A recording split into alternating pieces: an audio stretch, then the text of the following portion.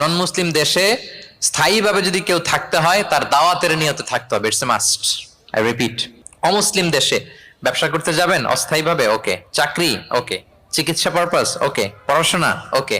কিন্তু স্থায়ীভাবে যদি কোনো অমুসলিম দেশের পাসপোর্ট নিয়ে থাকতে হয়, স্থায়ীভাবে অফকোর্স দাওয়াতের নিয়তে থাকতে হবে। যেমনটি রাসূল সাল্লাল্লাহু আলাইহি ওয়াসাল্লাম সাহাবারা ইসলামের সুমহান বাণীকে প্রচার করার জন্য অমুসলিম ভূখণ্ডে ছড়িয়ে পড়েছেন। এজন্য যারা পাসপোর্ট পেয়ে গেছেন সাউথ কোরিয়ার, যারা পেয়েছেন বা প্রসেসিং এ আছেন যে আমি এই দেশের পাসপোর্ট নিব, অফকোর্স আপনার দাওয়াতি নিয়তে থাকতে হবে যে আমি ইসলামকে ছড়াই দিব, এই নিয়তে আছি, তাইলে থাকাটা বৈধ। তা না হলে অমুসলিম ভূখণ্ডে কোনো মুসলিম স্থায়ীভাবে বসবাস করতে পারবে? রাসূল সাল্লাল্লাহু আলাইহি ওয়াসাল্লামের ভয়ঙ্কর ধমক আছে একটা, তিনি বলেছেন আনা বারিউন মিন কুল্লি মুসলিম ইয়ুকিমু বাইনা আযহুরিল মুশরিকিন। আমি ওই প্রত্যেক মুসলমান থেকে আমি বারি, তার কোনো দায়ভার আমার নাই যে অমুসলিম ভূখণ্ডে মুশরিকদের সাথে থাকে। হ্যাঁ, গভীর হুঁশিয়ারি, সতর্কবার্তা, ওয়ার্নিং।